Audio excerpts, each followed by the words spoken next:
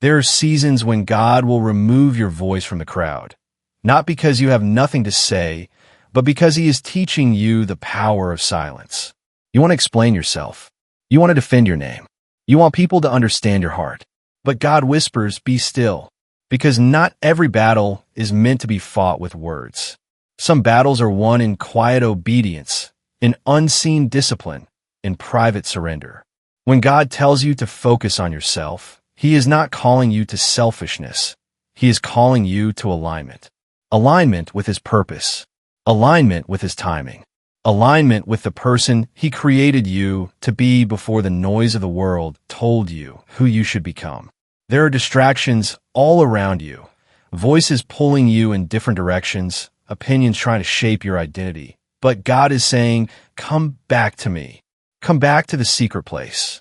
You see, transformation does not happen in the spotlight. It happens in silence. It happens when no one is watching, when there is no applause, when there is no validation except the quiet assurance that God is working within you. And that kind of work is sacred. That kind of work is powerful. People may misunderstand your silence. They may think you've changed. They may think you've become distant, cold, or disconnected. But what they don't see is that God is doing a deep work in your spirit. He is pruning you. He is refining you. He is removing everything that cannot go where He is taking you. Not everyone is called to understand your season. Some people are used to the version of you that constantly explained, constantly reacted, constantly proved. But God is breaking that cycle. He is teaching you that your identity is not found in being heard by people, but in being known by Him. Silence is not weakness. Silence is strength under control. It is the discipline to trust God even when you could speak. It is the wisdom to walk away when you could argue. It is the faith to believe that God will defend you better than you ever could. And focusing on yourself does not mean ignoring others. It means tending to your soul. It means healing what is broken within you. It means confronting your fears, your doubts, your insecurities, and bringing them before God. Because the truth is, you cannot pour into others effectively if you are empty within. God is calling you to build in private what will later stand in public. He is calling you to develop character before He gives you influence. Because influence without character is dangerous, but character built in silence becomes unshakable. There's a version of you that God is shaping right now. A version that is stronger, wiser, more discerning, more rooted in truth. But that version cannot be formed in constant noise. It requires stillness. It requires separation. It requires trust.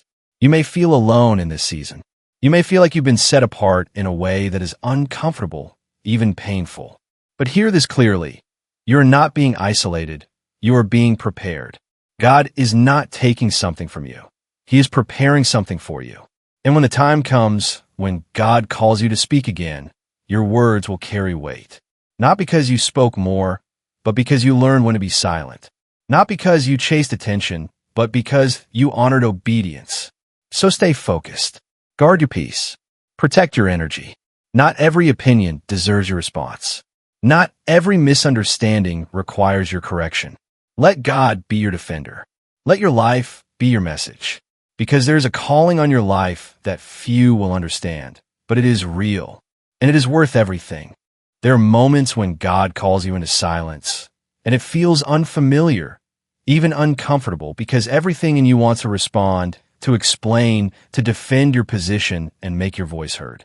Yet this call is not about losing your voice. It is about learning where your true strength comes from. Silence in the presence of God is not emptiness. It is fullness without noise, a place where your spirit is being trained to rely on Him rather than the approval or understanding of people. In this space, God begins to separate you from the constant need to be seen and heard, and instead draws you into a deeper awareness of His presence.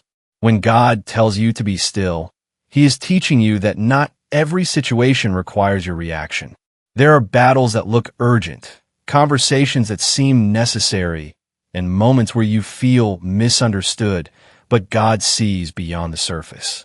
He knows that engaging in every conflict will drain you, distract you, and delay the work he is trying to accomplish within you. Silence becomes your protection, a shield that guards your peace and keeps you aligned with his purpose.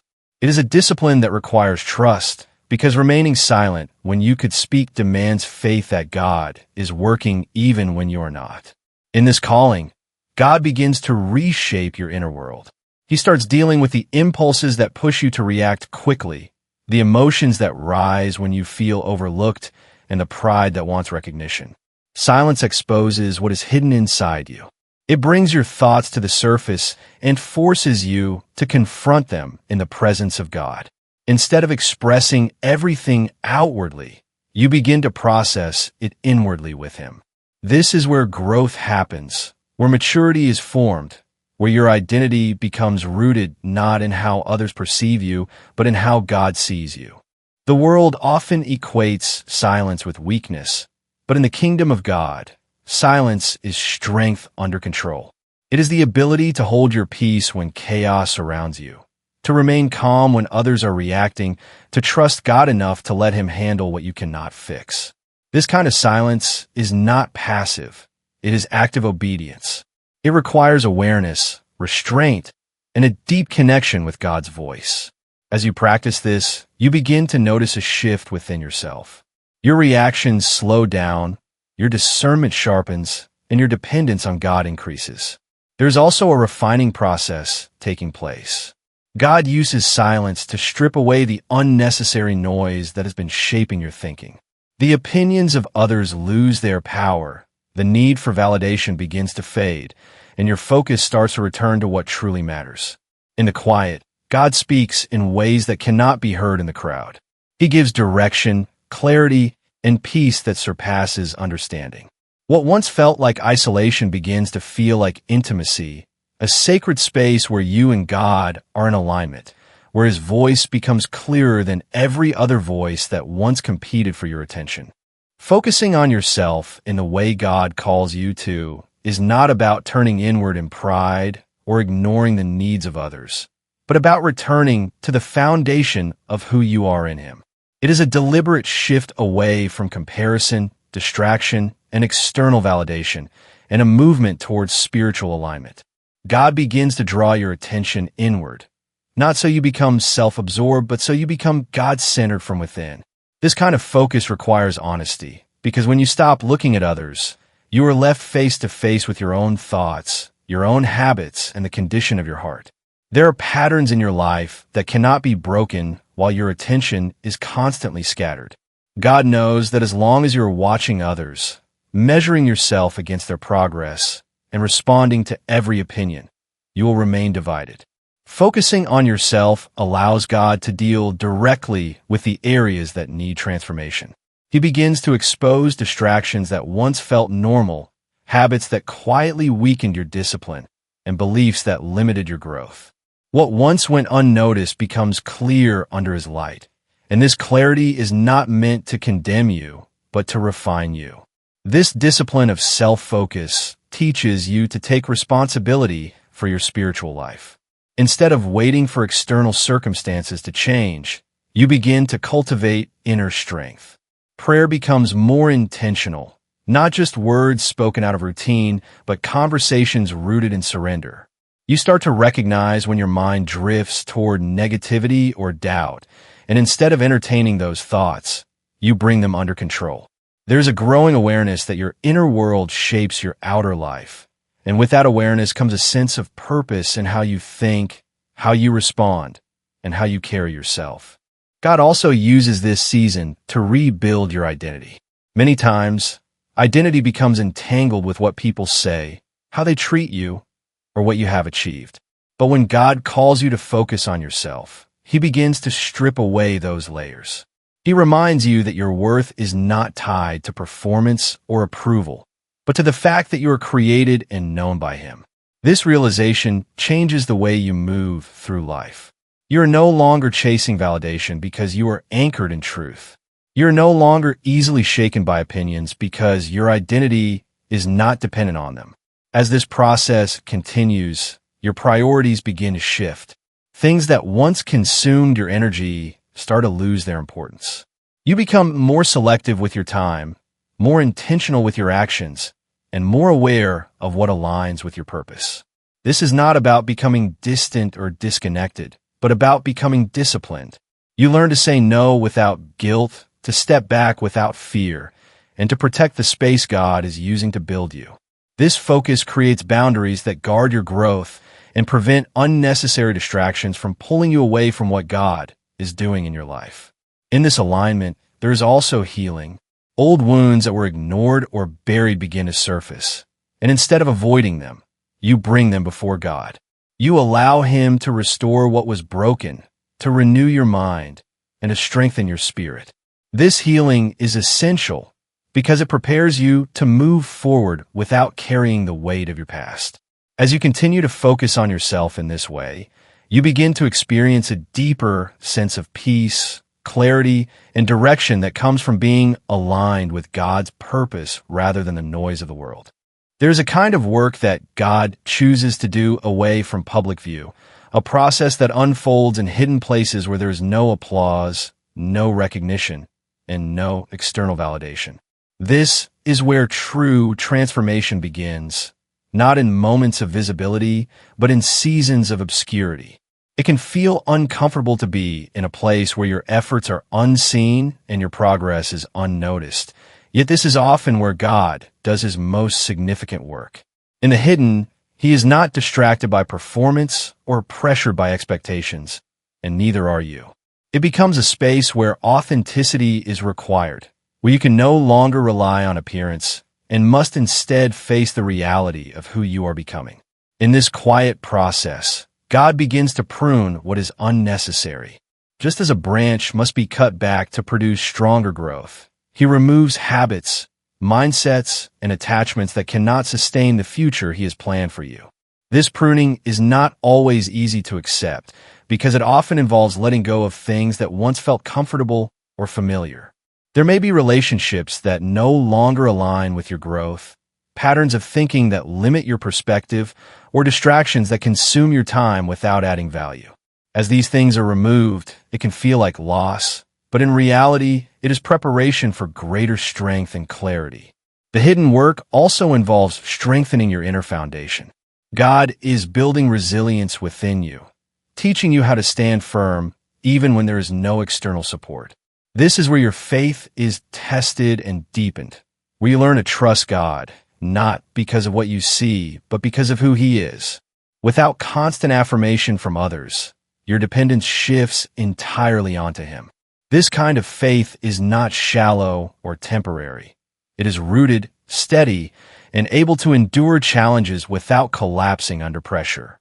There's also a refining that takes place in your character. In public, it is easy to present a polished version of yourself, but in private, there is no hiding. God deals with your motives, your intentions, and the deeper layers of your heart. He shapes humility where there was pride, patience where there was frustration, and integrity where there may have been compromise. These changes are not always visible immediately, but they are essential for sustaining the growth that will eventually be seen. As this transformation continues, your perspective begins to shift. You start to value progress over recognition, depth over appearance, and purpose over popularity. The need to be noticed begins to fade, replaced by a quiet confidence in what God is doing within you. You realize that being hidden is not a punishment, but a privilege, an opportunity to be shaped without distraction. In this space, your identity becomes more secure, your decisions become more intentional, and your direction becomes clearer. What once felt like isolation begins to take on a different meaning. It becomes a place of focus rather than loneliness, a season of preparation rather than delay. God uses this time to align every part of your life with His purpose, ensuring that when the moment of visibility comes, you're not only ready externally, but also internally grounded. The transformation that takes place in the hidden is what gives lasting strength to everything that will later be revealed. Waiting in silence is one of the most difficult disciplines because it goes against the natural desire to act, to move ahead, to take control of outcomes that feel uncertain. When God calls you into a season of waiting, It is not because nothing is happening, but because something deeper is being established within you. This kind of waiting is not passive or empty.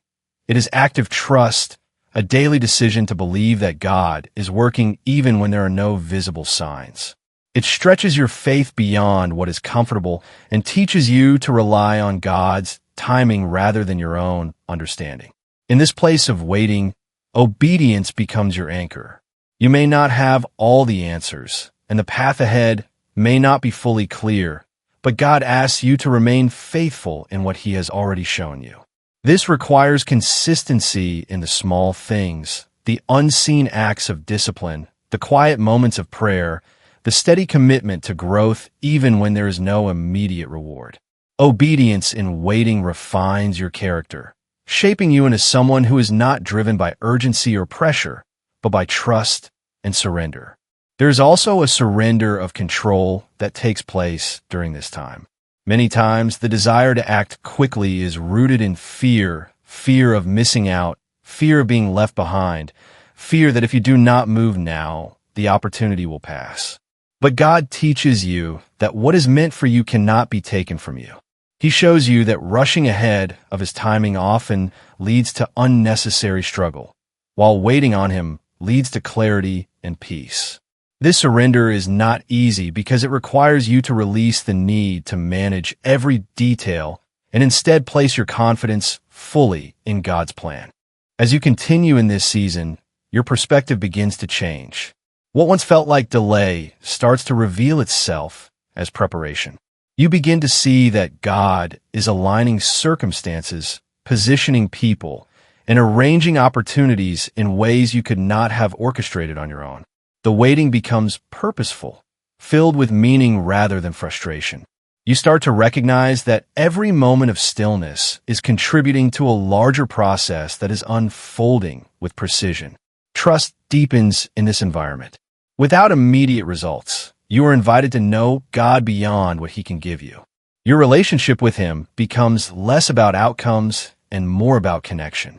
You learn to find peace in His presence rather than in progress, to rest in His promises rather than in visible achievements. This kind of trust transforms the way you approach challenges, allowing you to remain steady even when circumstances are uncertain. There's also a strengthening of patience that occurs, a patience that is not weak or passive, but resilient and grounded. It enables you to endure without becoming discouraged, to continue moving forward without losing hope. This patience is built over time, through repeated moments of choosing faith over doubt, stillness over reaction, and obedience over impulse. It becomes a quiet strength that supports you in every area of your life.